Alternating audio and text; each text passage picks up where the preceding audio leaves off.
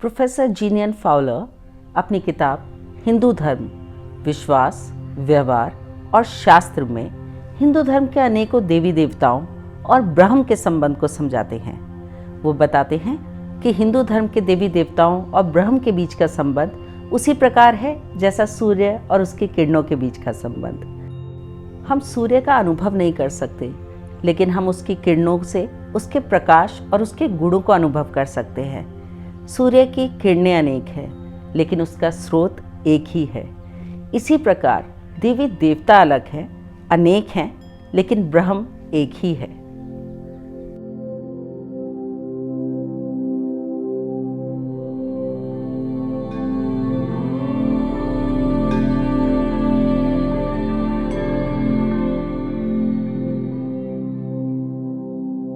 भारत में अनेकों हिंदू त्योहार ना तो केवल सिर्फ देवी देवताओं का चित्रण करते हैं, बल्कि वो हमारी प्रकृति को भी दर्शाते हैं। भारत में ऐसे कई सारे त्योहार हैं जो सूर्य देव से उत्पन्न हुए हैं, जो पानी से उत्पन्न हुए हैं, जिनका संबंध अग्नि से है, वायु से है और आकाश से है। इसी तरह के दो त्योहार जो बहुत प्रसिद्ध है, आपने उनके बारे में सुना होगा, वो हैं गुजरात में होने वाला उत्तरायण, जिसे आप मकर संक्रांति भी कहते हैं, या बिहार में होने वाली छठ पूजा। ये दोनों ही त्योहार सूर्य देव को प्रदर्शित करते हैं और सूर्य देव की पूजा करके मनाए जाते हैं। शीत ऋतु की पौष मास में जब भगवान भास्कर उत्तरायण होकर मकर राशि में प्रवेश करते हैं, तो उस संक्रांति को मकर संक्रांति कहा जाता है। मकर संक्रांति भगवान सूर्य का पर्व है। इसमें भगवान सूर्य को अर्घ देके लोग पूजा अर्चना करते हैं। भगवान सूर्य इस धरती पर हमारे जीवन का स्रोत है और सभी प्राणियों को एक साथ नजर आते हैं। कार्तिक मास की अमावस्या को भारत में धूमधाम से दिवाली मनाई जाती है और उसके छठे ही दिन पर छठी मैया की पूजा की जाती है। छठी मैया की पूजा के दिन को छठ पर्व कहा जाता है और ये बिहार का महापर्व है। छठ पूजा भगवान सूर्य को अर्घ्य देकर होती है। इस पर्व की सबसे खूबसूरत बात यह है कि इसमें हम उगते हुए सूर्य को भी अर्घ्य देते हैं और डूबते हुए सूर्य को भी अर्घ्य देते हैं। दुनिया में शायद ये पहला ऐसा पर्व है जिसमें भगवान सूर्य के उदय होने से लेकर उनके अस्त होने तक उनके दोनों ही स्वरूप को प्रणाम किया जाता है। छठ पूजा पे भगवान सूर्य और उनकी अर्धांगिनी छठी मैया की पूजा बहुत धूमधाम से की जाती है। हिंदू धर्म के लोग पूरे वर्ष में बहुत सारे त्यौहार मनाते हैं और एक सबसे सुंदर त्यौहार जो वो पूरे वर्ष में मनाते हैं या 12 साल में एक बार मनाते हैं, वो मनता है माँ गंगा के करीब। ये त्यौहार है कुंभ का त्यौहार। कुंभ का त्यौहार 12 वर्षों में एक बार हरिद्वार, उज्जैन, नासिक और प्रयाग में मनाया जाता है। कुंभ का त्यौहार वैदिक काल से चला आ रहा है और ये उत्सव किसी तीर्थ करने जैसा है। कहते हैं कि यदि आपने कुंभ में गंगा स्नान कर लिया तो आपने सारे तीर्थ कर लिए।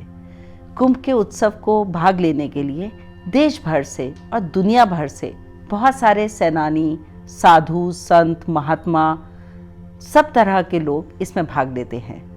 कुंभ का त्यौहार माँ गंगा को प्रणाम करने के लिए होता है। कुंभ का त्यौहार जल जो जीवन है उसको प्रणाम करने के लिए होता है। ज्येष्ठ महीने के पहले 10 दिनों में वाराणसी में गंगा दशहरा मनाया जाता है।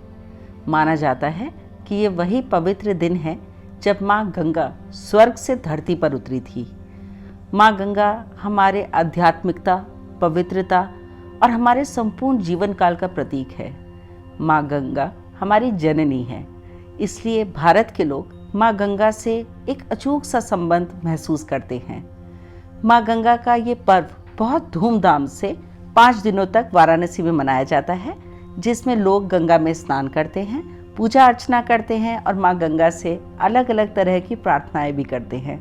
अपने जीवन को संपूर्ण बनाने के लिए ऐसा माना जाता है कि आप अपने सारे कष्टों से निर्वाण पा लेते हैं जब आप माँ गंगा में स्नान कर लेते हैं।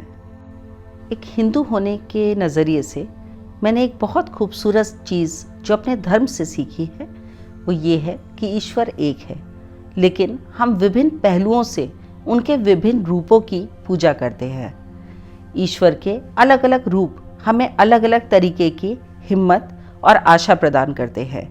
जैसे हम विष्णु का स्मरण करते हैं, उनकी पूजा करते हैं जीवन और समृद्धि के लिए, स्वयं को ईश्वर के रूप में जानने के लिए हम शिव की पूजा करते हैं, हम गणेश की पूजा करते हैं बौद्धिकता को बढ़ाने के लिए, हम हनुमान जी की पूजा करते हैं किसी संकट से छुटकारा पाने के लिए, हम जीवन, समृद्धि, विद्या, ज्ञान, धन, इन सब चीज़ों के लिए और शक्ति के लिए देवी की पूजा करते हैं। ऐसे ही हमारे धर्म में बहुत सारे स्वरूप है ईश्वर के।